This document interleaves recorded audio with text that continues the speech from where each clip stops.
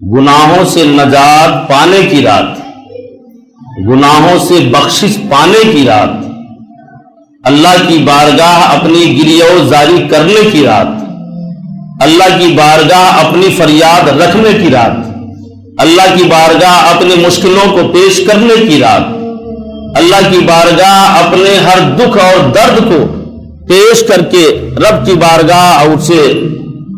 بارگاہ میں اپنی عرضی پیش کر انسان اس رات میں جب اللہ کی بارگاہ گریہ زاری کر کے مانگتا ہے، گناہوں سے نجات چاہتا ہے، گناہوں کی بخشش چاہتا ہے، گناہوں سے توبہ کرتا ہے، تو اللہ تبارک و تعالیٰ اس رات میں اپنے بندوں کی گناہوں کو معاف فرما دیتا ہے۔ وہ رات اسی آنے والے جمعہ کو، آج کی جمعہ نہیں، آج کا دن گیا، آنے والے جمعہ کو جو رات ہوگی دن گزار کر، وہ رات شب برات کی رات ہوگی۔ یہ تو ہمارے اور آپ کے آقا جناب احمد مصطفیٰ محمد مصطفیٰ صلی اللہ تعالی علیہ وسلم نے اس مہینہ ہی کے بارے میں فرمایا کہ شعبان و شہری، شعبان کا مہینہ یہ میرا مہینہ ہے۔ آقا صلی اللہ تعالی علیہ وسلم کا مہینہ شعبان کا مہینہ ہے۔ اسی شعبان سے اللہ نے ہمیں اور آپ کی زندگی کی یاوری کی، جو ہم اور آپ اس شعبان کے مہینے میں ہیں۔ درود پڑھیے اللہم صلی علی سیدنا مولانا محمد وعلی آل سیدنا مولانا محمد معدن الجود والکرم بارک وسلم، صلاۃ و سلام علیک یا حبیب اللہ، صلاۃ و سلام علیک یا نبی اللہ، وعلی آلک و اصحابک یا سیدی یا رسول اللہ صلی اللہ تعالی علیہ وسلم۔ سرکار اعلیٰ حضرت آقا صلی اللہ تعالی علیہ وسلم کی شان اقدس میں آپ لکھتے ہیں، چمک تجھ سے پاتے ہیں سب پانے والے، چمک تجھ سے پاتے ہیں سب پانے والے، میرا دل بھی چمکا دے چمکانے والے، چمک تجھ سے پاتے ہیں سب پانے والے، میرا دل بھی چمکا دے چمکانے والے، برستا نہیں دیکھ کر ابر رحمت، بدوں پر بھی برسا دے برسانے والے، برستا نہیں دیکھ کر ابر رحمت، بدوں پر بھی برسا دے برسانے والے، تیرا کھائیں تیرے غلاموں سے الجھیں، تیرا کھائیں تیرے غلاموں سے الجھیں، ہے منکر عجب کھانے غرانے والے، تیرا کھائیں تیرے غلاموں سے الجھیں، ہے منکر عجب کھانے غرانے والے۔ ارشاد ربانی آیت قرآنی، لقد کان لکم فی رسول اللہ اسوۃ حسنہ، بے شک تمہارے نبی کی زندگی تمہارے لیے بہترین نمونہ۔ انسان کو اللہ نے پیدا فرمایا، قرآن پاک کہتا ہے وما خلقت الجن والانس الا ليعبدون، ہم نے جنات اور انسان کو پیدا کیا۔ کیوں پیدا کیا؟ کس لیے پیدا کیا؟ تو قرآن آگے خود اس کی ترجمانی کرتا ہے الا ليعبدون۔ یوں تو عربی گرامر کے حساب سے مائے نافیہ شروع میں ہے کہ ہم نے جنات انسان کو نہیں پیدا کیا، حالانکہ اللہ نے جنات انسان کو پیدا کیا۔ وما خلقت الجن والانس، ہم نے جنات انسان کو پیدا نہیں کی الا لیعبدون، ہاں ہم نے جو پیدا کیا تو پیدا کرنے کا مقصد یہ ہے کہ وہ میری عبادت کرے، میری بندگی کرے، میرے محبوب کی اطاعت کرے۔ پیدا کرنے کا نفی سے مل کر اس بات کا معنی پیدا ہوتا۔ اب سیدھا ترجمہ یہ ہوگا کہ رب فرماتا ہے کہ ہم نے جنات اور انسان کو اپنی عبادت کے لیے پیدا فرمایا، اپنی بندگی کے لیے پیدا کیا۔ اب بندگی کرنے کے لیے ہمیں سلیقہ چاہیے۔ اب اس کے لیے اللہ نے اپنے پیارے محبوب محمد صلی اللہ تعالی علیہ وسلم اتنا باکمال اور فضیلت کے حامل ہمارے اور آپ کے آقا کہ جن کے خطبہ کو 1,24,000 کم و بیش انبیاء یا 2,24,000 کم و بیش انبیاء نے پڑھا. حضرت آدم آئے، انہوں نے بھی اپنی اولادوں سے مخاطب ہو کے کہا، حضرت شیش نے بھی کہا، حضرت زکریا نے بھی کہا، حضرت ہود نے بھی کہا، حضرت موسیٰ نے بھی کہا، حضرت عیسیٰ نے بھی کہا کہ لوگوں جہاں ہم تیرے درمیان آئے ہیں اللہ کا نبی بن کر، اللہ کا کلام لے کر، اللہ کا پیغام لے کر، ایک خدا کی وحدانیت کا اعلان کرنے اور اپنی نبوت کا اعلان کرنے، سن سب سے آخری پیغمبر جو دھرتی پر آنے والے ہیں اس کا نام آسمان پہ احمد ہے اور زمین پہ محمد ہوگا. سبحان اللہ صلی اللہ علیہ وسلم. سبوں نے آپ کا خطبہ پڑھا. یہ باکمال پیغمبر، جس باکمال پیغمبر کی ہم اور آپ امت ہیں. قرآن نے کہا لقد کان لکم فی رسول اللہ اسوۃ حسنہ، تمہارے لیے تمہارے نبی کی زندگی بہترین نمونہ ہے. اٹھنا بیٹھنا سونا جاگنا کھانا پینا نمازیں پڑھنا قرآن پاک کی تلاوت کرنا رکوع کرنا سجدے کرنا قعدہ کرنا قعدہ اخیرہ کرنا، یہ ساری چیزوں کے لیے کہیں دنیا کی اور کسی تاریخ کو دیکھنے کی ضرورت نہیں ہے، کسی اور ہسٹری کو جاننے کی ضرورت نہیں ہے. اگر تمہیں یہ ساری چیزیں سیکھنی ہے تو کہیں اور مت جا. ارے تو جس نبی کا کلمہ پڑھتا ہے اس نبی کی زندگی کو دیکھو، تمہیں اٹھنا آ جائے گا، بیٹھنا آئے گا، سونا آئے گا، جاگنا آئے گا، عبادت کرنا آئے گا، پڑوسیوں کا حق ادا کرنا آئے گا، بڑوں کا احترام کرنا آ جائے گا، چھوٹوں میں شفقت کرنا آ جائے گا. یہ کدھر سے آئے گا؟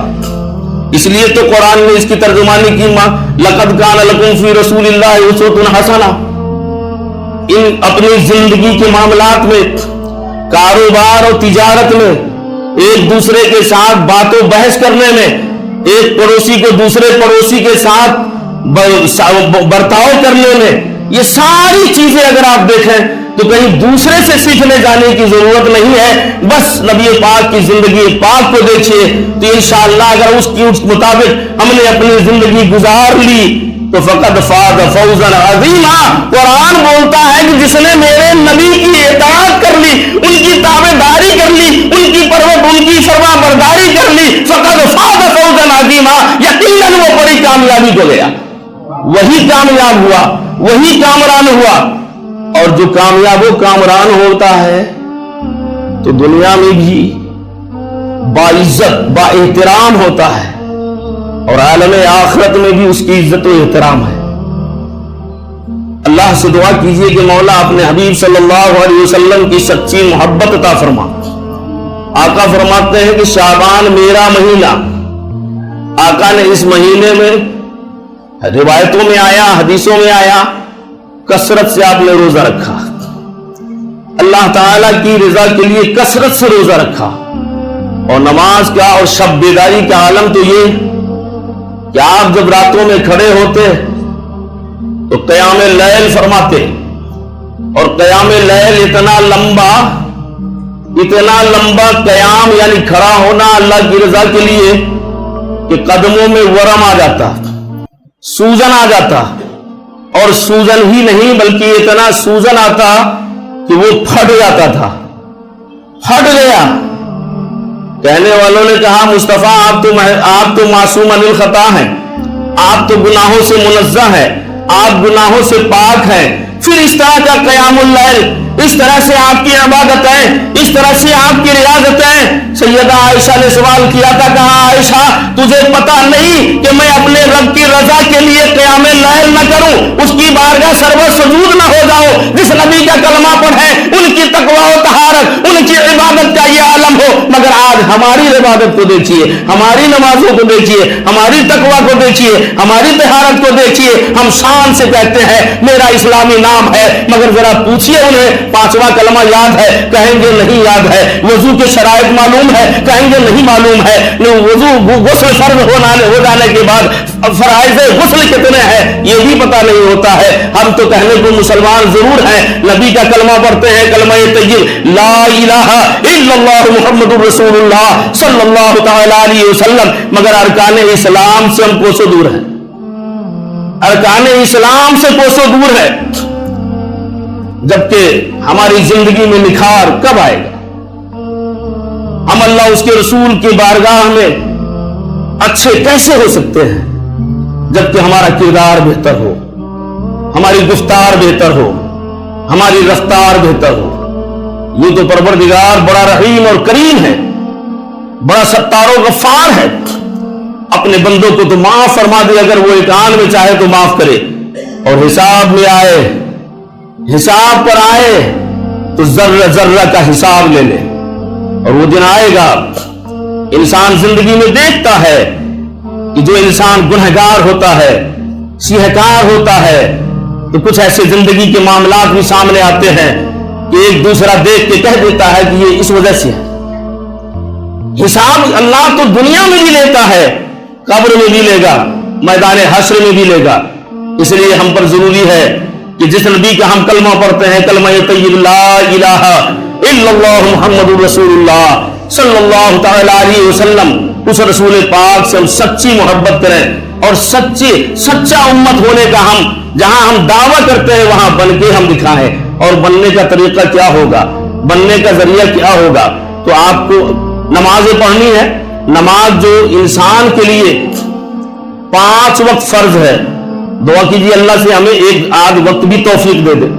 آقا معراج میں گئے، حضرت موسیٰ آپ 50 وقت کی نماز لے کے آئے تھے۔ حضرت موسیٰ کہا یا رسول اللہ امت چھوٹی، قد کی چھوٹی، عمر کی چھوٹی، ہماری تو بڑی لمبی لمبی عمر تھی اس کی، اور بڑا لمبا لمبا قد تھا، 500 برس کی عمر ہوتی تھی میری امت کو میرے آقا، اور وہ 10 11 20 فٹ لمبا ہوا کرتے تھے، مگر وہ بھی کمزور ہو جاتی اور عبادت نہیں کر پائی۔ آپ کی امت تو 50 60 100 125 کی عمر زیادہ سے زیادہ پائے گی، اور قد کی بھی چھوٹی ہوگی، 50 وقت کیسے ادا کرے گی؟ تو مصطفیٰ جان رحمت صلی اللہ علیہ وسلم آپ واپس گئے، 5 کم کرائے، 5 کم کرائے، 5 کم کرائے، 5 کم کرائے، بعض روایتوں میں آیا 10 کم ہوا، بعض میں آیا 5 کم ہوا۔ جب 5 بچ گیا تو حضرت موسیٰ نے کہا حضور ابھی بھی زیادہ ہے، ابھی بھی زیادہ ہے۔ اللہ کے نبی صلی اللہ تعالی علیہ وسلم آپ ارشاد فرماتے ہیں جو خدا فرض کرنا جانتا ہے وہ پڑھوانا بھی جانتا ہے۔ سبحان اللہ۔ ہم کوشش کریں، من جد وجد، جس نے کوشش کیا اس نے پایا۔ ہم کوشش کریں گے انشاءاللہ ہمیں توفیق اللہ عطا فرمائے گا، اور ہم اس کی بارگاہ جھکنے کی کوشش کریں۔ اسلام ہم تک جو آیا بڑی مشکلوں سے آیا، بڑی دقتوں سے آیا، بڑی پریشانیوں سے آیا۔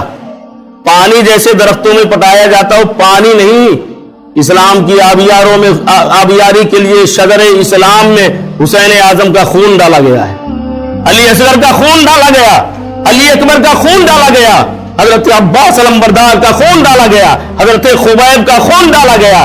اس طرح سے یہ درخت اتنا پھلا پھلا کہ پوری کائنات عالم میں آج کلمہ طیب لا الہ الا اللہ محمد رسول اللہ کا پڑھنے والا نظر آتا ہے۔ یہ اسلام آسانی سے ہم تک نہیں آیا، لیکن وہ اسلام کے ایسے فرزند تھے، ایسے جگر پالے تھے کہ جب وہ نکلتے تھے، راہوں میں چلا کرتے تھے، تو دنیا کہتی تھی کہ یہ مصطفیٰ کا دیوانہ جا رہا ہے، رسول اللہ کا چہیتا جا رہا ہے، پیغمبر اعظم سے محبت کرنے والا جا رہا ہے، یہ دنیا کہتی تھی۔